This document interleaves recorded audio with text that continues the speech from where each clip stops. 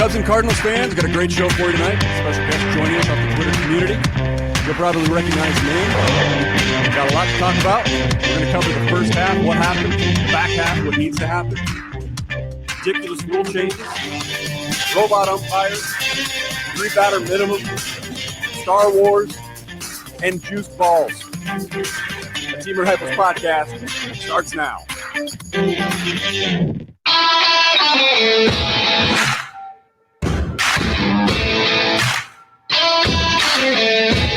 Smith corks one into right down the line. It may go. So crazy, folks. So crazy. There's a drive. Way back. It might be. It could be. Playing a high drive into left. Back goes the Craig. He's at the track. He has it. And the Cardinals world champion for 2011. A little bouncer slowly toward Bryant. He will glove it, go to Rizzo. It's in time, and the Chicago Cubs win the World Series.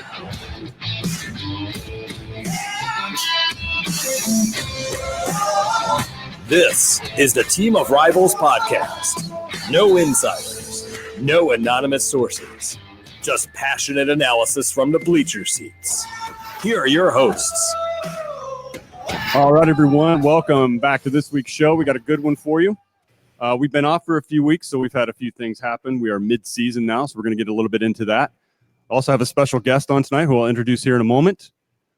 We got robot umpires to talk about, 3-batter minimums, all the stuff I mentioned up at the beginning. So a lot of opinions on here. And guess who showed up? Hold on, let me get him on here. That calls for a celebration. He's already right on time. Here. He's already making noise. I know it. If you're going to be late. There he is. All right. Let's get you all on here. How's everybody doing? Was everybody's break okay? Everybody safe? Brecklyn's smiling. She's done with school. She got her own practice already? Yeah. Oh, yeah. I'm out there. I'm thriving, surviving. All right. If you need legal advice, you know who to call. I do. Ghostbusters. Yeah. Yeah. Be better than me right now. Okay. So before we get into anything else, I want to go ahead and bring our guest in. If you are on Twitter, you're a St. Louisan, you follow sports and everything, you might have run into this name. The handle is at HOLY_ELLE. She is a treat to follow. Great sense of humor. Has cracked me up several times. I want to get into a couple of your tweets later too, but I wanted to introduce Elle. How you doing? I'm good. How are you? Doing fantastic. It's hot down here. I think it was about 93 degrees in Charlotte today, so it's pretty balmy. Of course, my studio is not really that air conditioned, so I don't know. I might go down. Mid-show, Pete. I should have gave you the controls tonight. Pete's he's on his old man recliner right now with his flannel on up there in Chicago. Elliot, you haven't made a sound yet, man. I'm worried about you. Is that really you, or is it a cutout? Hey, I'm all good. As you could probably see, I have bare walls now. The moving commences this weekend, so our Cub fans are on the move. Good. I don't have to look at all that Cubs gear in the background anymore. It's a break for my eyes. It'll be back. You'll see it in 2 weeks. Yeah. Still, that's 2 weeks of bliss that I'll live in. Great. It's stupid W flag in the background. Yeah, all right. Elle, while we have you on here, why don't you tell everybody a little bit about yourself? You've got quite a following on Twitter, and I want to get into a little bit of what I have witnessed over the last few months since I've been following. So tell us a little bit about yourself. Oh, gosh. I mean, there's really not much to tell. It's not very exciting. I literally just started a Twitter account. Unfortunately, it blew up. And life has never been the same. I'm a certified personal trainer and nutritional coach. I do online training for people. I don't work out of a gym because I just don't. I like my gym time to me. Me too. I'm a huge geek, huge geek. Embarrassingly. I don't really know what you want to know about me. I'm a mom. I work full time. Well, I'm Yeah. going to jump in here. You said you're an embarrassingly large geek. Well, now I have to know, like, comic book geek, like, I need to know. I need to know if I have a new friend here. Yeah, like I have like the encyclopedia for Marvel characters kind of geek. I wish I could Yeah. show you my shoes right now. I'm going to put them on camera. They have Marvel comics all over them. Nice. So Pull that off your Yeah. foot. I did. Yeah, I I got have- excited. I have currently a Marvel character tattooed on me, and then my other arm has half of a sleeve of Star Wars Oh, tattoos. So yeah, it's I have a growing I have the Topps Marvel collection app where I collect my Marvel cards, like Very cool. a normal 42-year-old woman should. So No. yeah, it's in an unrelated story, as soon as you said you had a sleeve full of Star Wars tattoos, 1,000 geeks' heads just exploded. yeah, Not related. Yeah, it's actually yeah, I'm really kind of proud of that half sleeve. Yeah, I am. It's impressive. Yeah. So Yeah. and I do. I'm very much, unfortunately, on Twitter. Like I post this stuff like people care is my Lego sets that I put together, which are currently Marvel sets and Star Wars sets. Again, like a normal 42-year-old woman. I have an Yeah.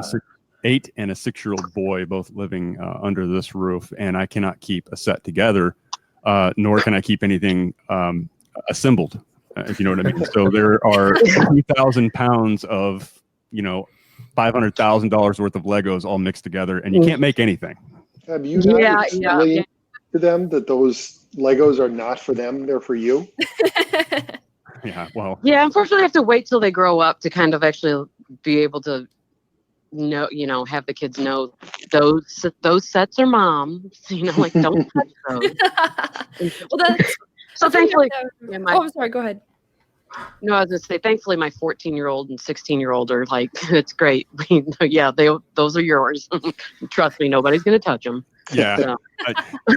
16 and 14, there are days I wish I could pass. I know I wouldn't want to, but there are days I wish I could reason with them. A little. See, that's you have a separate Lego room where it's like, this is Daddy's collection, and just no one goes into that room. I do. I call it my office And at everyone work. thinks that it's something much worse, and they open up the door and it's Legos. So yeah, next no, time on you're- the Next time you're in Oh, go town, Brecklin, I'll bring you to my office at work where I have the complete collection of Lego architecture sets. there we go. I'd be down Nice. for that. I They're don't fun. have much in the way of Legos, but you were talking about Marvel. I'm currently in law school. I'm in my first semester. I started early in the summer. And my personal statement trying to convince them to let me into the law school was an argument that Spider-Man would make an amazing lawyer. So if you ever want to geek out about that, I'm your girl. I'm gonna come back to that question later. I'd like to know how you're coming up with that. But Yeah, I'm trying to work that one out too. I'm like, well, what do you? I'm trying to Yeah, think. Now I'm running that's through all the characters. Like, who would make a better one? But maybe you're right. I don't know. Well, I mean, cheating would say Daredevil, but I mean, that's just too easy. So I had to go with the one that did Right, exactly right. that. Yeah. Yeah, you want to pick somebody, but yeah, I don't know. I don't know if I'd let a 16-year-old. You never know. Since we're on to pop culture, and not to change the subject here, but you and I, Elle, we went back a little back and forth on who has actually watched The Predator more. And Oh God, I have. I mean, we did. Like, I just didn't understand how I you gave ever up. thought. I gave up. There was no way of convincing you otherwise. I said I'll give you No. that one. No, because I can watch it at work on repeat all day. Well, So- that's not fair. Well, But- I didn't have. There was no rules. I was just like, I I used to draw pictures of the Predator. I remember, I think it was in 4th or 5th grade. I would just sit in class, not pay attention. Surprising, right? And I would draw pictures of that thing. I think it might have been 10 or 11 years old, but I was fascinated with that movie. And they still have not made another one that is No. Really carried the same No, weight. not even close. No, that newest one was garbage. Yeah, I did see it, and of course, I had to wait till my wife was out of town on a business trip before I could watch it. And I don't remember the back half. I don't know why, but I don't remember the back half. So I'll give you the Predator. What I can't, I won't. I'm not. You have tattoos of Star Wars characters on your arms, so this is going to be a hard hill for me to climb here. But Brecklin is. I think you're Star Wars familiar, but you're not on the level. You're not on the Star Wars level that I am, and I'm not on the Marvel level that you are. You're kind of like flip-flop there. But I think we, at some point in time, we can debate Star Wars a little bit about who knows more between Pete, me, and maybe Elle. Elliot's got a lot of knowledge in there, but he's not even on camera right now. So I think did he pass out? Is he okay? Not? He's black right now. No, is he? I can't see him. There. Yeah, I see him. Pete's black to me. Well, I don't need to see him. I just want to hear him. Elliot, say something. Hello? Can you? Nope, don't hear him. He's saying things. Hey, just because he turns up late doesn't mean that you have to treat him this way. He's all right. That's right. Let me pull him Oh, back. now he's actually gone. Nah, I took him out of there. I'm adding him back. But anyway, so we'll Are you already replacing him? No, not yet. I'm close. Welcome to the show, Ella. It's the worst mistake you've ever made. I'm not the only Just ask girl. Brecklin. Oh, Yeah. man, you guys are going to have to move this up. 9 o'clock is my bedtime. Hey, Elliot. 10 o'clock is mine, exit and so come I'm on back board. because I can't see or hear you on my end. Even though it's probably my fault. Okay, he's gonna come back. All right. No, so it's got to be on his end because he said he couldn't see me. okay. Oh, one more beer crack and he's out. There he Oh, is. you're on retainer. That's right. He's on his way back in. Okay, so we've got to get some baseball talk in here. So I want to do that. We're going to come back around to the pop culture stuff here in a minute. And you know, the amazing thing, guys, that we have not talked about, and I want to come back to it later. Don't let me forget, Pete. Brecklin, actually, you don't let me forget. She'll remember. I was gonna say, okay, that's I fine. don't know. It was a sexist thing. I should have went to the guy. I want to talk about the Star Wars Episode 9 trailer because I have not been able to talk about it to you guys. Okay, I've not been Wait, able. is there a new one, or are you talking about? No. that The one that came out in May or at the last celebration. I don't think that any of us. Oh yeah, that celebration that you and Elliot were going to join me at, and then you Yeah. fucked me. I was in Hawaii. No. Sorry. Oh, You're the one who I told me was in about it. A year in Hawaii. advance. Okay. God damn. Okay. Baseball. The We don't All-Star talk game. about baseball on this baseball podcast. No, I'm we gonna need you really to slow your roll. We really need to spend a good 5 minutes talking about how boring this sport has become this year. Well, you know, St. What's our Louis. division? It's the division is terrible. It's the division. Yeah. Well, I mean, Division is terrible. yeah, but we're all about this Central Division, and baseball is awful right now. I've been having a hard time watching. Did any of you guys check out any of the events around the All-Star break? I saw you and Elliot and Pete were pinging each other back and forth during the home run derby. I am proud to say I didn't watch one single swing. Not even a. I That was tell you what, cool. I got I in gave the up second home run round. I got in the second round after I dropped the boy off at his mom's, and Vlad Guerrero Jr. was such a brilliant last-minute addition for them. Once Yelich dropped, it was when Yelich dropped out, right? That they added Vlad, Yeah. and he hit 96 home runs for the night. Oh, it was ridiculous. Yeah. He hit 29 in the first round. It was either 96 or 92, Yeah. something like that. It was insane. He and Jock Peterson had three swing extra inning hit-offs because they kept Yep. tying each other. It was epic. It was awesome. It was exactly what you would want for baseball. And they were tying each other around, what was it, like 30 home runs or something, which Mhm. in itself was Yeah, like breaking 36, records. yeah. Yeah, I mean, it was absolutely ridiculous. I was tired just watching them. Or Ella, I'm sure that you were fine since, you know, you're actually in shape, unlike me and I would dare to say the rest of the show. But Hey, Like, I kept looking at it and was like stunned that like, oh my God, we're still in the semifinals here. Like we haven't even got yeah. to the like we can't even get to the other grouping yet. We're still stuck with these two guys. It just kept going and going. And I was like, I don't see how any of them will swing a bat tomorrow. yeah, Yeah, Exactly. Vlad was exhausted in that last round against Alonso. I'd say that'd be Oh, yeah. interesting to see a young player like him, how he picks it up once play starts tomorrow.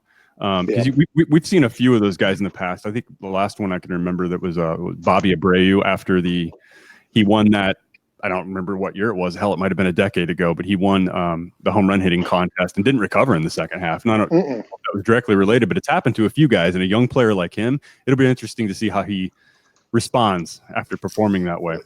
Well, it's not like he's been really lighting it up anyways. I think he's been batting like 229. I mean, I think he started off pretty hot. That's high in this day and age. Yep. 229, yeah. Yeah, that's a good batting average these days. You can give that guy a $180 million contract, right? Yeah, why not? Yeah, there we go. 2005, Ron. It's funny. Oh my God, 2005. That wasn't recent. No, that was 14 years ago, man. That was a long time. Oh, Elle didn't even have her second kid then, and he's already 14. 2005, I did. That's my. Oh, you did? Okay, 2005. Yeah, 2005, I did. Yeah, I was done. done. Well, here's the thing. I have 4, and I always wanted 2, and that's if I would have just gotten double of everything I've ever wanted, I'd take it. Children, I'm sure your wife will be grateful to hear that. Well, we had started off with 3 boys because my oldest is 14 too, but it was a previous marriage. So under the roof, I have 8, 6, and 3, and finally the 4th was a little girl. So happy there because it was already a sausage party in the house, and so. Yeah, my poor wife. So, so I didn't catch any of the home run hitting contest. I know Braden called me in the middle. He kept texting and calling me in the middle of it, talking about Vlad Guerrero Jr. But I didn't catch any of it. I did have the game on, however, in the background the second night. So the game wasn't terrible, but what did you guys think of the coverage this year? Like the actual players at bat being mic'd up because Freddie Freeman. Yeah, I thought that was awesome. I thought that was one of the highlights of the game. The game itself was kind of meh, but I thought that having the players mic'd up out in the field between Yelich and Bellinger, and Francisco Lindor, and Freddie Freeman's was awesome. They should have kept it on him the entire game because his back and forth with Verlander at the plate was pretty hilarious. Mm-hmm. We've talked about that before, on those occasions when they've mic'd players up during the playoffs, and just how fascinating and interesting that is to get a perspective. And yeah, I agree. I think they ought to do that on a more regular basis. Just to see how these guys interact with each other. One of the most interesting things I've seen in the last couple of weeks since we were together was somebody did an analysis of the back and forth between Mike Schilt and the umpire when Schilt got run right before the break. Did some very good lip reading about what Schilt was saying to the guy that ultimately got him tossed, and it was great. And I would love to see that kind of mic because it provides some insight into stuff that you just don't see. You just can't pick it up during the game. I love it. It's great. If I would have watched the All-Star game, I would have known exactly what it was that you guys were talking about. A main reason why I end up watching the All-Star game is for the mic'd up players. It's probably my absolute favorite part of it. Elliot, I agree. The whole Cody Bellinger, Christian Yelich thing, that was really interesting. It just that dynamic I could talk about because Christian Yelich was trying to answer most of them, and Bellinger had kind of the tone of just leave me alone, please, and just would barely talk whenever they were trying to run after a ball or whatever. But I also thought it was cool that they had the third base coach. He on his helmet had a camera. So you were able to see from that view of them running the bases and stuff. I thought that was neat. So it was a fun game. I think they still took it too seriously, but I wish they would. I wish those base coaches would have just worn cameras all last year, so you could constantly see the Cardinals' third base coach with his hands up, and everybody running. That would have been great. Elle, did you catch any of the game? I was flipping back and forth to it. I do like the players mic'd up. I wish it was more of a version of how the Inside the NFL does it, where it's you're just hearing players communicate with players, like you were talking about how Freeman was interacting with Verlander. But I cannot stand when Joe Buck tries to interject himself into the game. Somebody had tweeted that I felt bad for some of the players having Joe Buck's voice in your ear while you're trying to make a play must be a nightmare. Them talking to each other is fine, but he's just He's Pete's favorite. He's Pete's favorite play-by-play guy on TV. I'm pretty sure. I mean, you described him. His voice is like, I think, velvet and peanut butter or something like that. What did you say? Like milk throat. Sure. But I tell you what, though, Pete. I know you don't like him, but he was all over Javi Baez, calling him by nickname. He's giving him a lot of credit.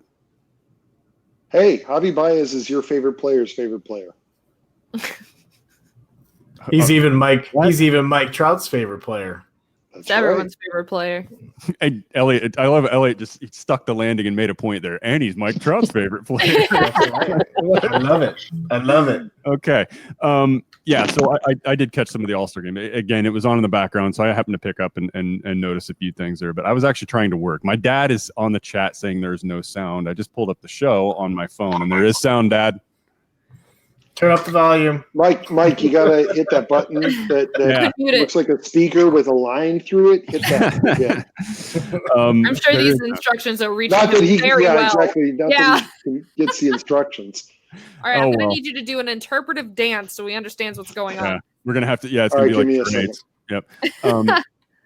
Anyway, so we'll get him fixed. Yeah, I don't know how to tell him right now. Anybody know sign language? I don't think he does. You're going to get him fixed? Hey, that seems awfully extreme, huh?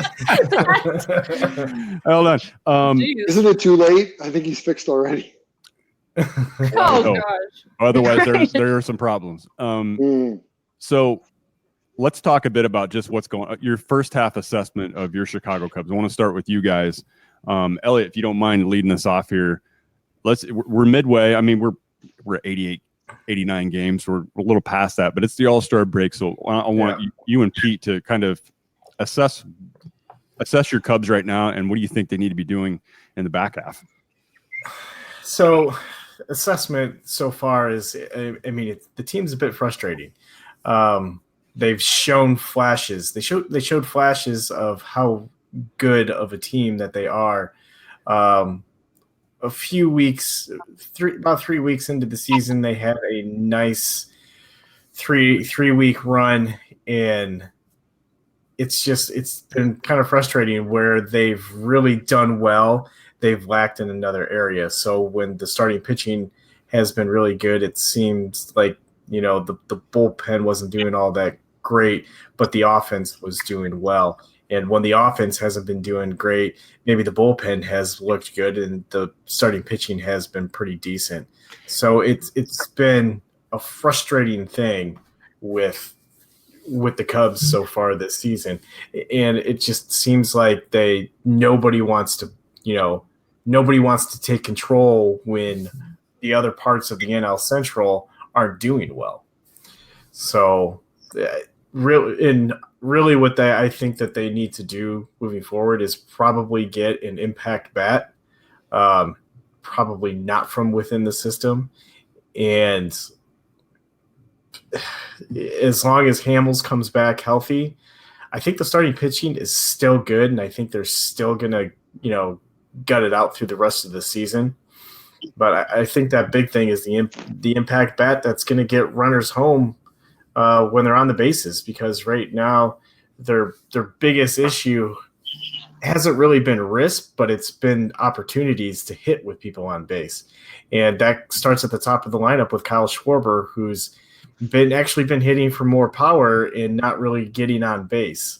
So it seems like he's either hitting home runs or maybe walks every once in a while. His on base isn't as great as it should be for somebody who's batting at the top of the lineup. Jesus Christ, that was long. Pete, your turn. Hey, wait. If Elliot went a long time, that means I have to go short, right? Look, this team is a good team, but they're not the great team that we thought that they were after they won the World Series. That's pretty clear. I think that Theo and the rest of the front office respects Joe Madden too much to fire him mid-season.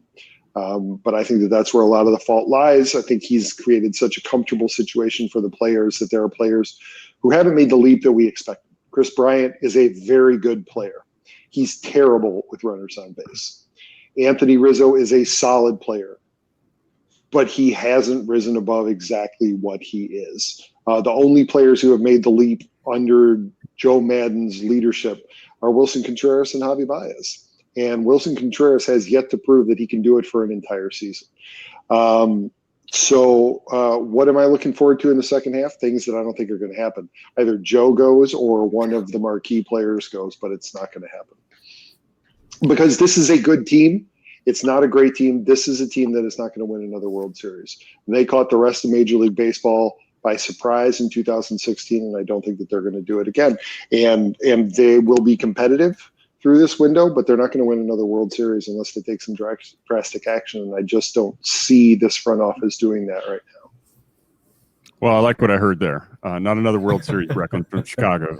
I'll take that and run with it. Put money on it.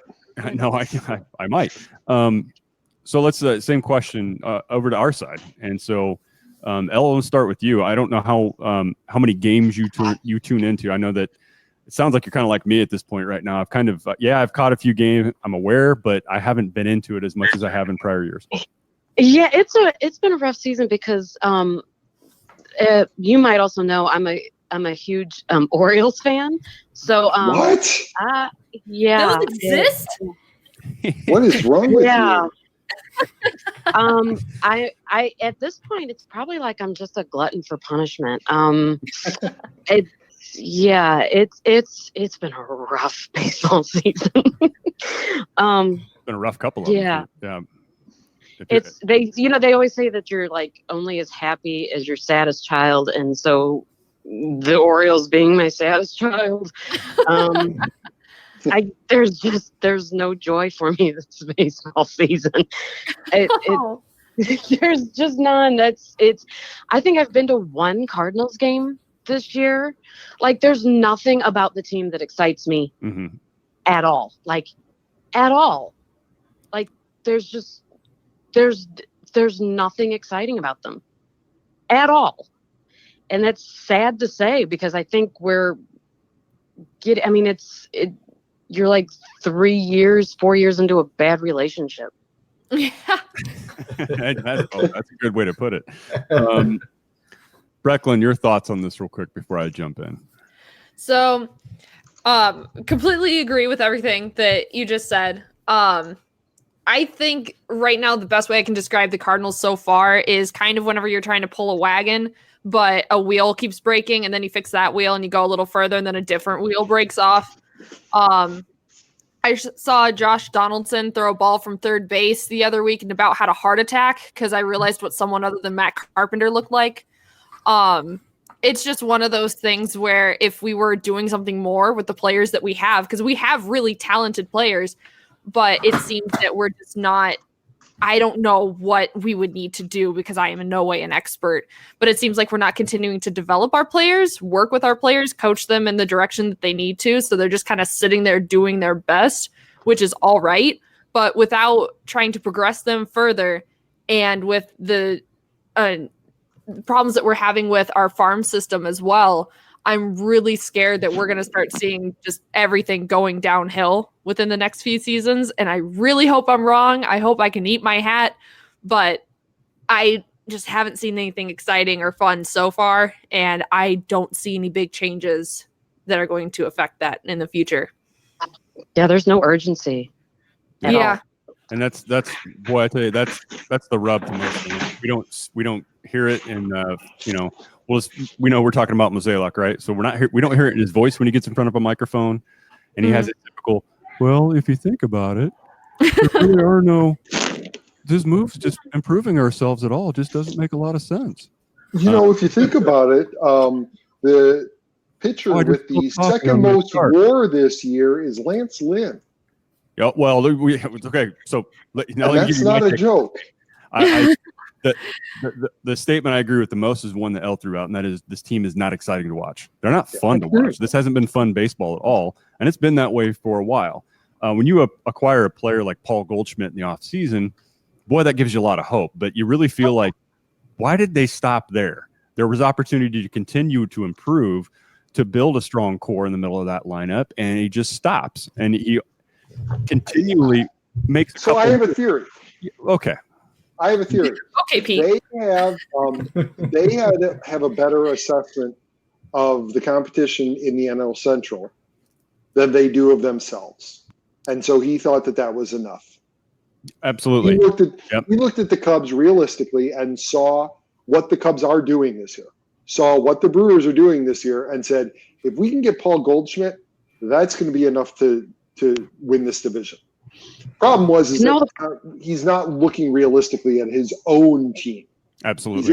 He's able to adequately assess everyone else. He just has some kind of a roadblock, with the Cardinals. It looked like he's trying to match the Brewers and the Cubs, but not trying to defeat them. We can compete with them, but I want to crush the competition. I want to drink the blood of my enemies, kind of thing. Have some freaking urge, go at it like this is life and death. There is no hey, if we don't win this year, we'll try to rebuild next year, and this team will just be around forever. So we just have decades to do this. No, shut up. No, you don't. Yeah, I like that. Yeah, I do too, and that's exactly I think how a majority of Cardinal fans feel. I mean, I know there's some people that always stay positive and have to state on social media, I'm a Cardinal fan till the day I die. Well, great. I might die quick. Well, great. Then why are you not angry? I know. You should want better from things that you love. Well, the knock on the Cardinals is, and Pete, you were touching on this. It was they have their ability to evaluate talent, especially their own, has definitely diminished. They were successful for many years because they had a strong core and they knew when to replace some of these other guys that were role players on the team. When I feel two things where the wheels really started falling off. You don't understand, to your point you just made, Al, is that drink the blood of your enemy mentality. That was Tony La Russa. He was always looking for an edge. He was putting players in their place. Guys like J.D. Drew and Colby Rasmus that didn't have that fire in their belly, their asses were out of there. And you just don't see that happening anymore. Ron, can I make a point here? Yes, you can. So I mentioned this when everyone was all hot on Harrison Bader, which I don't know if people still are. Nah, I can't wait for this. People make fun of me. You guys can make fun of me all you want. No, I agree with you. Well, the thing that I said then is that Harrison Bader is amazing defensively. I'm going to give him that. I'm not going to say that he's a bad player at all. So let's get that straight. Right. But Harrison Bader had that fire in his belly, like what you're talking about. He had that passion. He was driving for success. And the reason why he stood out so much against the rest of the team is because no one else cared as much as he did. So it wasn't that he was an outstanding, amazing, one-of-a-kind baseball player. It's because he was doing what this team deserves and what everyone else should have been doing. And when you're next to Marcell Ozuna, who can't be bothered to run, no wonder he's going to look so much better. We should have more fun with that. He has the worst running gait of any major leaguer. He looks like a rusty pair of scissors that can't open all the way. It's so bad. He's a fast walker. He's not a runner. He's a fast walker. If you get those arms moving, you're doing good.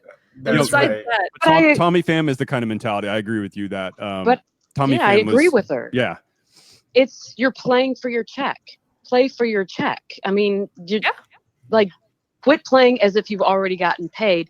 Play as if you haven't gotten paid. I mean, play for a raise.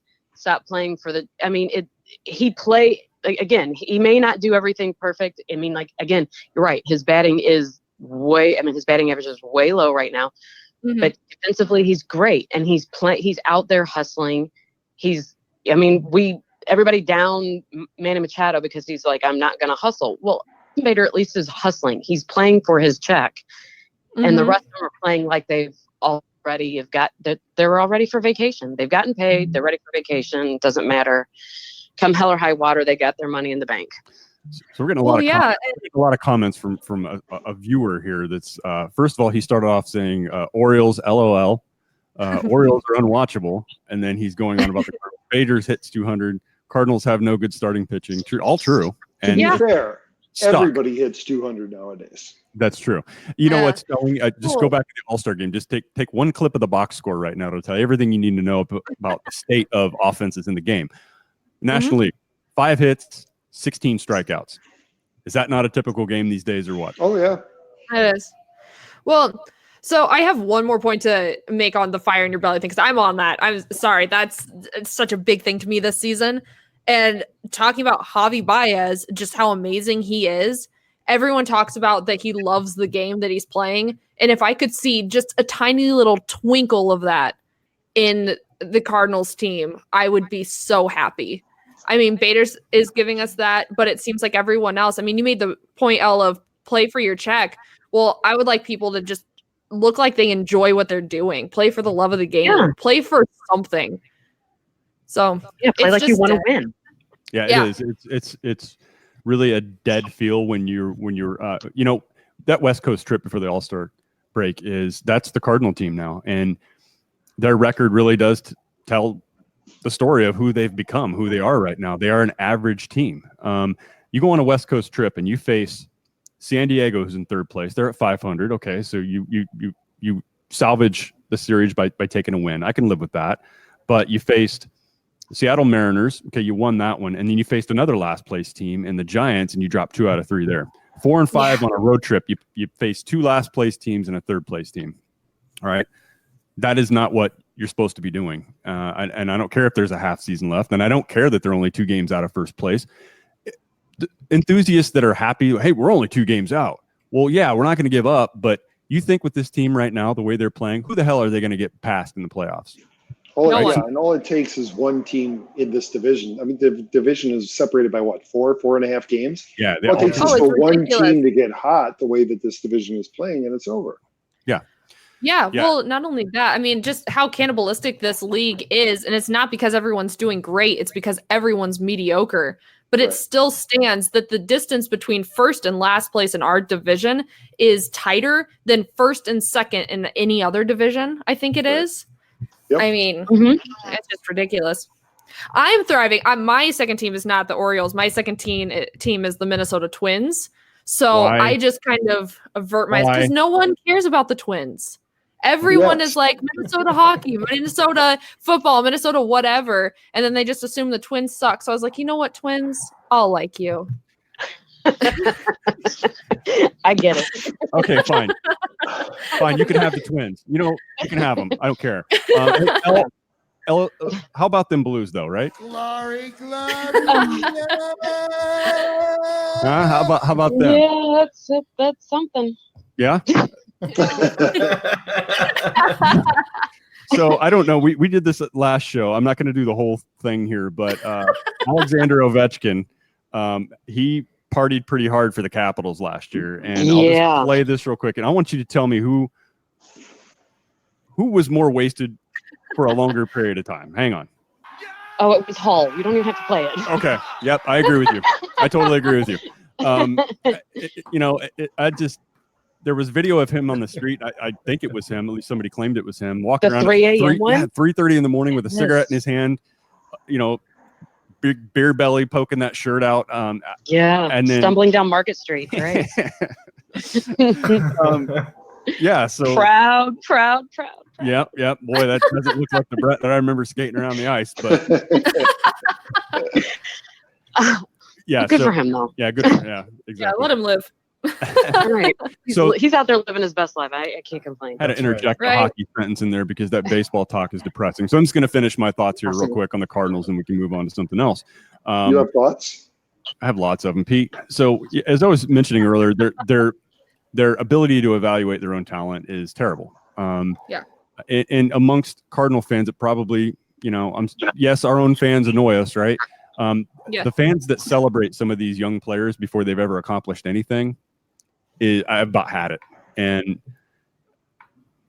Bader is one of them. And I don't dislike him. I do like the hustle. I do appreciate the defense. But let's celebrate him when he establishes himself as an everyday player and can help this team. Okay? That's when I want to see pictures of him floating around everywhere with his hair waving around, turning him different colors and stuff. Okay, let's let's put this guy on a pedestal when he deserves to be there. He doesn't deserve to be there. And it's not just Bader. There's a lot of them that Cardinal fans tend to just get, permanent erections on throughout the offseason and spring because, oh my gosh, he's coming up. I mean, just it drives me nuts. Players. Yeah, that's true. Yeah. Remember, I got a lot of hate for that one. But yeah, keep going. Their ability to evaluate their own talent is bad, and there's people that bark out that they just don't spend money. No, that's bullshit. They actually spend money. They just don't spend it very well. When you no, you don't. When you sign Mike Leake for 4 or 5 years, you sign Fowler, you sign Luke fucking Gregerson, and you deem him your closer before he ever throws. How many pitches has he thrown for the Cardinals? What, about 13, 14 pitches in his whole contract? He's already been released. And you can go on and on. Brett Cecil being another prime example. Extending Matt Carpenter when it wasn't necessary whatsoever. Extending Colton Wong. Why? They've really backed themselves into a corner. There's not a whole lot they can do. I don't think they can really make a move that's going to fix them this season. One, they have a lot of needs. One player is not going to fix it all. And you know what? For what you have to deal right now, I don't think anybody wants it. There's a couple minor leaguers that people would want, maybe a Gorman, maybe Dylan Carlson. They'd be idiots to trade either one of those guys at this point. I don't think they can get a lot for what's on their roster, especially with Ozuna. Ozuna might have been the only card they had to deal. He's hurt. He may not. You couldn't pay me to take Ozuna onto my fictional team. Let's put that out there. So I regularly have a segment of Brecklin versus Ozuna, and I would dare to say I have not lost yet. So, wow, he can go away. This entire season, I've been so mad about it. Climb a fence when the ball is near it. That was so good. That was the one game I was at. How did the crowd react? Did the crowd even register that? Was there laughter? Like, what happened? It was like it was a bit of disbelief as to what was happening. And then there was a lot of laughter and many fingers being pointed at the big screen when the replay was happening. Yeah. I can't believe they replayed that on screen. And then I got constant tweets showing it that people were sending to me like, were you there for that? My favorite part is looking at the bullpen during that and just seeing their faces, and as they crack up, it's just it's that type of feeling whenever you're at a restaurant with your kid and then that kid loudly yells something offensive or like something that they shouldn't say and you just want to crawl under the table and die. That's how I felt watching Marcell Ozuna play that game and how I felt since. So yeah, it's fun being a Cardinals fan online. It is. It is. And an Orioles fan. So I don't know if that has to rival Jose Canseco's head home run. That was we see that to this day. At least once a year, somebody replays the ball bouncing off the top of his head and going over the fence. Ozuna's misjudgment of where that ball was going to land has to be so much better. I don't know. But anyway, I also like because he just laid on the ground for a little bit and then Bader walked up to him and was like, "Hey, you good?" And then just walked away. So I'm sorry. There's just so many things remembering this. Don't get me wrong. I'm still kind of mad about it, but it's just fun to dissect. There's just so much there. And, I do remember my dad yelling, "Oh my God, now he's faking that he's hurt." There for a bit. So it was, great. I want to pivot real quick to Brecklin. Man, you are on the ball tonight. Go ahead. I was going to mention that we have comments. I was going to say it said that Ozuna lit it up ever since then, though. Yes, he's the part of the only reason why we have home runs, but that just shows how sad the Cardinals are, if anything. That's all I'll say for that. Yeah, there's not a lot to talk about, and so people have to. There haven't been an abundance of choices of topics or things that have been interesting. So that may be the most interesting play of the year. Elle, I got to go to a couple tweets of yours that I recall. I don't. Oh God. Yeah. Well, earmuffs, kids. This is the best one. At least the best one that I caught. I know I can't catch them all. The question, I'm sure you get a lot of questions. I would love to see your DMs. But the one question you got, and I love your response to this, is what made me laugh. The question I thought wasn't appropriate. Oh God, is it the nachos one? Oh, it's the nachos one. So good. Oh God, so good. The question you got was, would you be interested in doing porn? And your response was, I'll let you repeat it. Oh my God. If I can remember what it was. I can tell you. It was, of course. It was, of course, have you ever seen me face fuck a plate of nachos? It was the best. And Yes. I'm like, I want to steal that, but one, I'm a guy and I'll never be asked that question. So it's really kind of a disappointment. But what others, and there are many others, but you get questions like that often. And what are some of the highlights? You don't have to give us any of the handle names. I'm sure you don't remember them anyway, but what are some of the ones that have just shocked you? It's at this point, it's pretty hard to shock me. Unfortunately, it's some of the fetishes that come your way. Oh God, I don't. Oh God, I mean, like the foot one is so beyond. I mean, like that one's out there. People know about it. I am not engaging in any of these fetishes for any of these people. I don't know why they're coming to it. I don't indulge any of these people. But there's one out there, and there's guys out there that want you to tell them to give themselves wedgies. What? Yeah. Oh, wow. Yeah. It's. Did it just happen so much to them as kids that then they had to figure out how to make it a pleasurable experience? Like, come on. I don't know. There's like part of me is like, I wish I could tell you why, but then I'm really kind of glad I can't. Yeah. I don't have any answers for it. Like, that's probably the strangest one that, that's ever come across, like, and I mean, the rest of them are just, you should see the look on our face right now. We're all like trying to process this. Like, okay, what would be okay for me to ask another person to tell me to give myself a wedgie? Like, why is that? Yeah, no, I mean, I've seen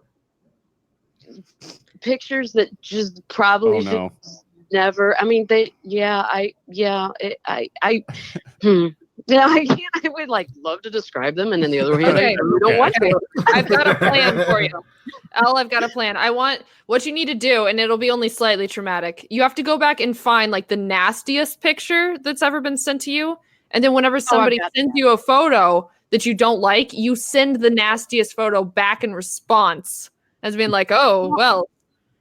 Yeah, my go-to usually has been, if somebody talks about wanting to see me naked, is usually my go-to picture is the there's something about Mary Magda boobs. Yes. That's usually like, fine, you want to see, and then it's always followed up with, be gentle, I'm old and I've had kids. God. It's usually, and then I send that, and that's usually it. They usually don't know if I'm being serious or not, so that makes it all better. It's better if you've never seen that movie. Right.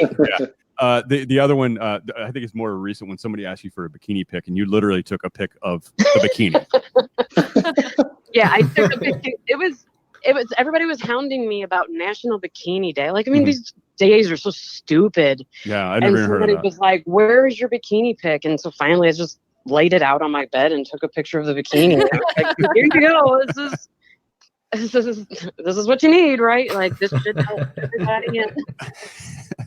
All right. I won't make you go through any more of those, but I'm sure it's an interesting and long list. I want to talk about something that I was not able to talk about, and I think all of us have seen it. We all have an opinion on it. Yes, your bikini. I know. You were proud to show it off. Yeah, I did. Mankini. It was teeny weeny, yellow polka dotted. I don't like the teeny weeny description, but yes, polka dotted. Sure. The man sling. Yes, the man sling. Yes, the banana hammock. The banana sling is. Yeah. Seen, yes. So a quick thing I want to get everybody's thoughts on here. Pete, I haven't been able to talk to you about this. Same with you, Elliot. Episode 9 trailer came out during Celebration Weekend. I want to get your thoughts on that. I know you guys have probably talked about it already. It seems a little bit outdated right now, but I haven't been able to. I've only been talking to myself for the last 3 months. So as I was on my hiatus. But let's talk about that briefly. Your thoughts on the trailer, the surprise at the end. Where do you think that's going to go? Oh God. Okay, thank you, Elliot. I thought it was great. I thought it was a really good trailer. I mean, trailers are so subjective because there could actually be parts that aren't even in the movie. It's just, it's to get your attention, and they always do a really good job with it. I mean, I think we've all said the trailers for each one of the last two have been good, but it's, the whole movie that's going to make the experience. I thought it was good. It hits you in the feels, and they kind of give you that nostalgic emotion. But man, when that laughter hits the end of that trailer, you're like, fuck yes. I just want to save that right there at the end. Whenever he enters into the show late every single time, that'll be his intro music. He'll get his own little segment. Yes, I love it. Pete, your thoughts, man. What's going to happen? I have no idea. I don't think that we're going to actually see the Emperor. I think we're going to see a clone of him. Although it was pretty clear in that trailer that seems to be a portion of the destroyed second Death Star. So you would have thought that it had been obliterated, but maybe we are going to see the Emperor somehow having survived. I don't think so, though. Here's the thing I was actually intrigued by, and this had nothing to do with the trailer.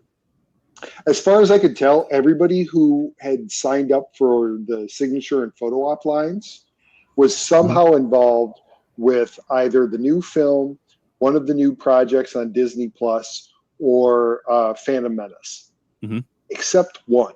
Ian McKellen. No, okay. Hayden Christensen. I was going to say, yeah. And Hayden Christensen was the highest paid single signature that you could get during that whole weekend. What? Higher than anybody else. I think it was $250 a head. Wow. I think we may see Hayden Christensen in episode 9. As a Force Ghost. And here's what I think. I think that they were all set to reveal Hayden Christensen being in episode 9. And then for whatever reason, at the last minute, they decided they didn't want to give away that spoiler. They were okay with having Ian McDermott there and throwing that at people. But giving Anakin Skywalker to people, I think, was too much. And so they bumped his signature and they said, Hayden, please come, but we're not going to feature you because we want to save that one for opening weekend. Well, I think that'd be a great call if they do so. I'm glad they wouldn't have revealed it right now. And the rumor I agree.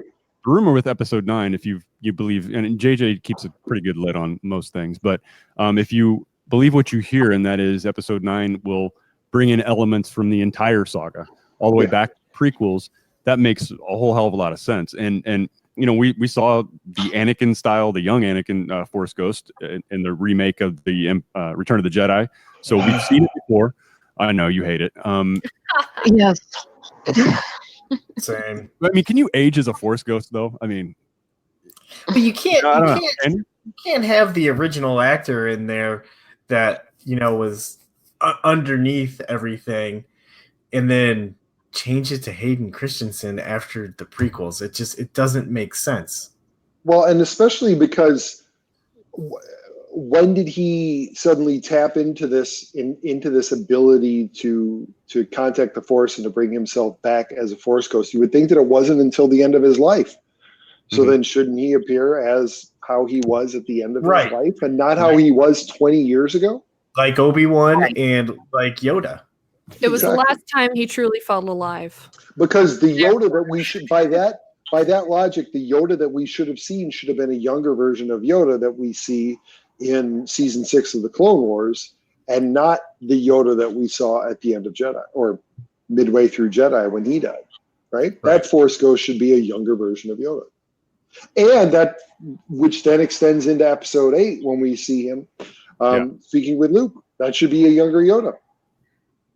Well, we just shouldn't have seen him at all. I will say I am heartened by the fact that it certainly sounds like they reached out to George and have asked him to be involved in this process. That gives me a lot of hope.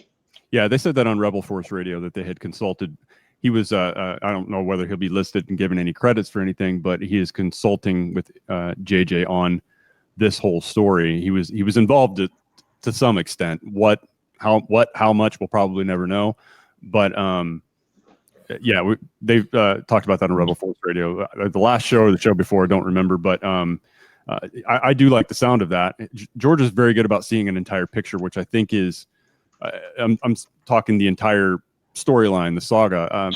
Right. He certainly now the exception is episode 4. He really wasn't looking past that too much, so he had to make up a bunch of shit on the fly when he was doing Empire Strikes Back. But he at least was very good about seeing an entire picture and telling a story. And I think that's one of the things that these sequels have fallen short. You know, it's like they've handed the baton off from one director to the next, who, you know, pretty much got a blank slate, could do whatever the hell he wanted to. And, you know, I think that's where The Last Jedi, Force Awakens, this new trilogy has kind of fallen flat. And you know, they're going to have to rush to tie it all together in episode 9. I hope they don't have to do that, but they might. You know what? And it's crazy because in the tie-in of Battlefront 2 had a really good, compelling story that tied into everything that happens. With the new stories, but is he? Can you bring in a 6? He made it back in. Hey, buddy. Hey. You infiltrated the show again, didn't you? Long time. Yeah. Hi. People can hear you. I'm back. Back from all right. the dead. We have so this is my 14-year-old son. He likes to tap into the show at his leisure. And he knows how to get in, and by leisure he means that he's sitting there with his shirt off. He doesn't have a shirt on right now, Pete. You are correct. That's why he's on my phone and not on screen. He's got a blanket over himself, though. Well, thank you for that.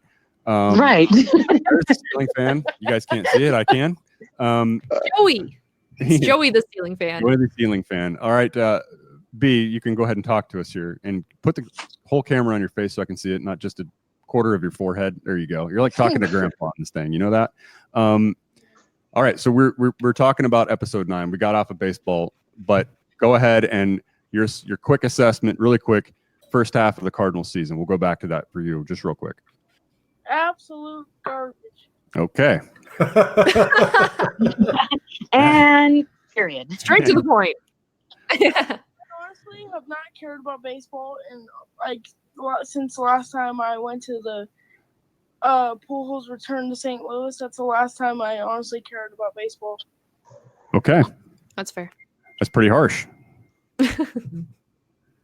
Honestly, pretty brutal. It's baseball's been so boring lately and terrible. I don't care. Okay. Well, that's kind of how we felt. So yeah, we're all on the same page. So we're having briefly, we're going to wrap it up here soon, Braden, but we were talking about Star Wars right now. So if you just want to listen in, I'll leave you on. I just have to watch my P's and Q's, I guess. Yeah. So, this thing wraps up the whole, I don't know how you guys feel about the Skywalker saga wrapping up. I'm okay with it. I think that they need to take it in another direction. I know there are other films lined up, other trilogies lined up. I think it's time. It's okay to move off of this story in this era and go somewhere else. But what I'm hoping to see from this one is definitely those tie-ins we've been hearing about. I actually would love to see Force Ghost Anakin come back into the picture here and have a chat with Miss Rey or fit somewhere else in the storyline. I also think it's pretty fascinating that you saw a picture of what I would agree, Pete. It's a piece of a section of the second Death Star on some moon that was some moon of Endor or whatever that hell that planet is. But I think that's very interesting that they have to revisit that. And if you go back to some of the there's a book, The Art of the Force Awakens, that had several sketches, concepts when they were kicking that first movie off, or episode 7 off, that there was sketches of Force Ghost Anakin, and there was kind of a hybrid where he was half Vader, half Jedi Anakin, and some pretty dark sketches. There was also a couple where they were underwater with remains of the Death Star, the Emperor's Tower. You could see underwater on some planet. It was demolished, it was dilapidated. But I think they're coming back to some of those that didn't fit maybe in episode 7, but they see the right tie-in now. So I think a tie-in with Palpatine has always been there. They chose to reveal it the last movie. I'm okay with that. I still don't know what the hell Snoke meant or what he was doing or why the hell he was dressed in. Hey, maybe Snoke was a failed clone.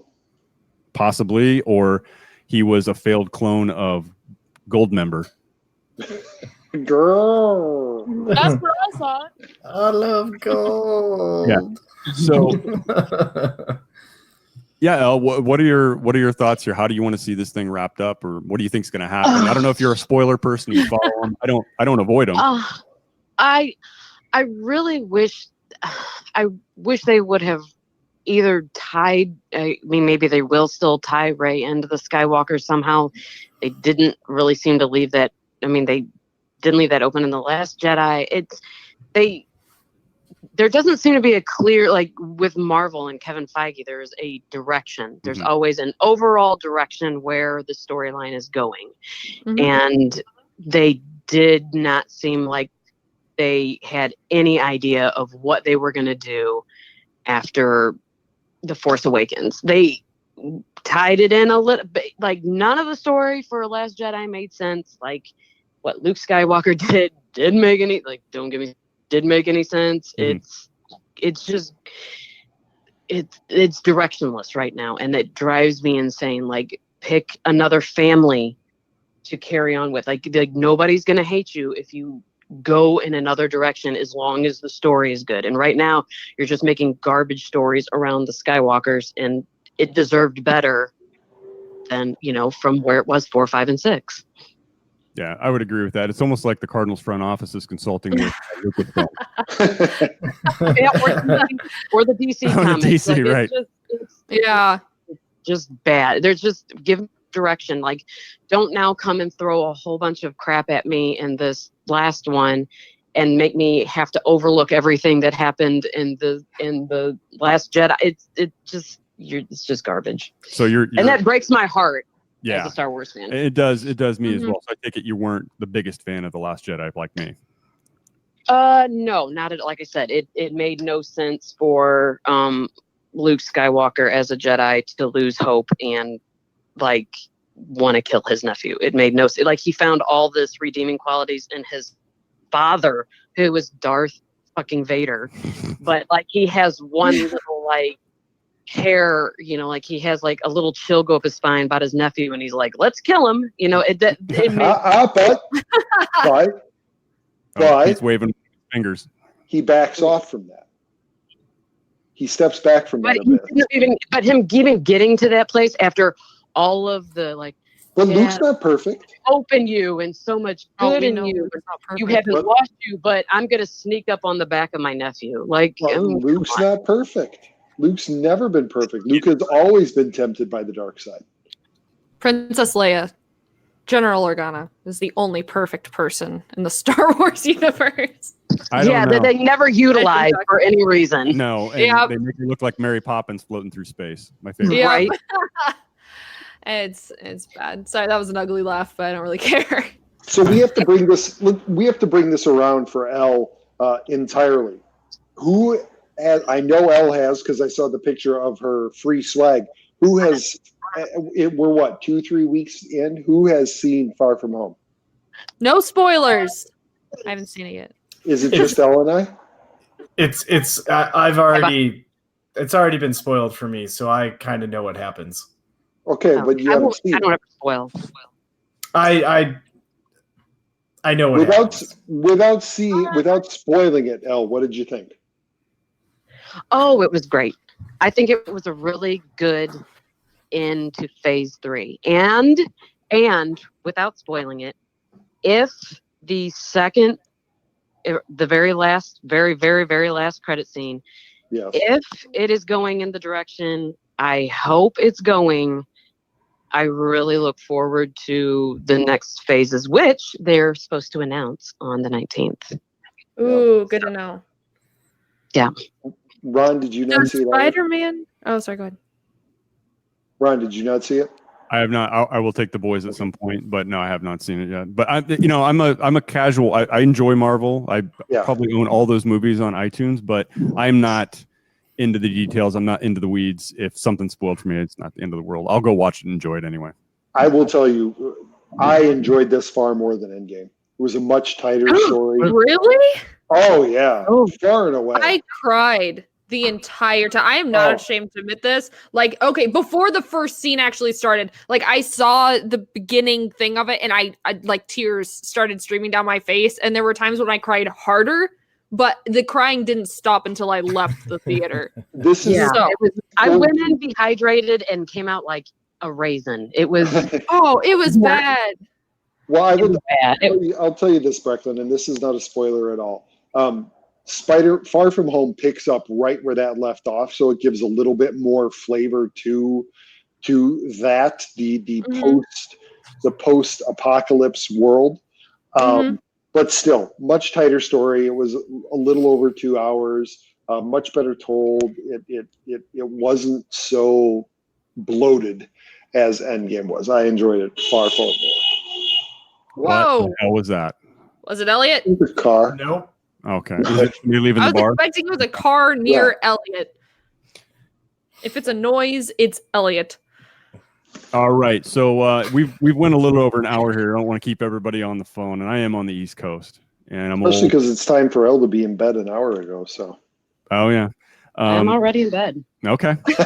Don't tell any of the viewers that. See, you just blew up some. See, you just blew some geeks. Yep. You got half a Star Wars sleeve. All I do is live in my underwear and just don't do anything. So it's fine. Whatever. Well, a million geeks heads just exploded.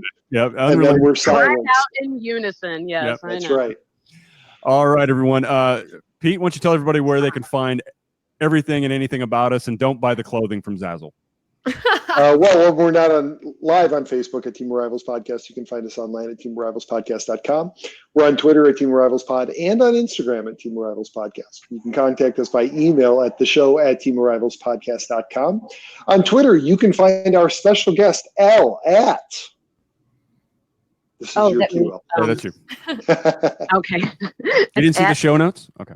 It's at holy_L. HOLY_ELLE. And that's your Twitter and your Instagram handle, correct? Twitter and Instagram, yes. All right. Outstanding. You can find Elliot at TOR_Elliot. You can find Ron at no idea. TOR_Ron75.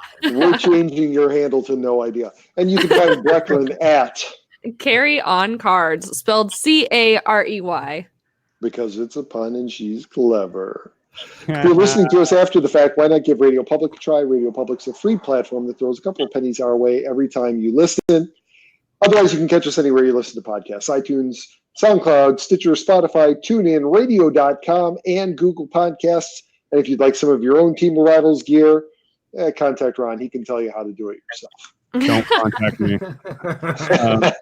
Don't do it. On the tweets. All right.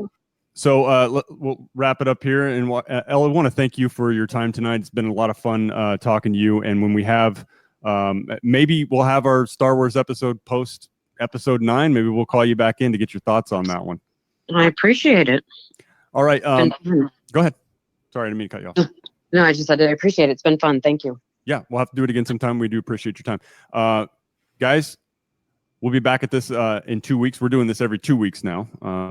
2 weeks. So we'll be back on, and we'll be talking some real baseball again. We'll see how our teams are doing. We'll be approaching the trade deadline at that point, and so it'll be it's either going to be interesting for our National League Central teams because they only have one deadline to deal with, or it's going to be boring as usual at the deadline. The Cardinals might add some insignificant reliever. The Brewers have already done that. Okay. Well, at least they did it early so they can get less over more time. That's fine. Right. All right, everyone. We will talk to you here in a couple weeks. Love you all so much. Bye-bye, everyone. Bye.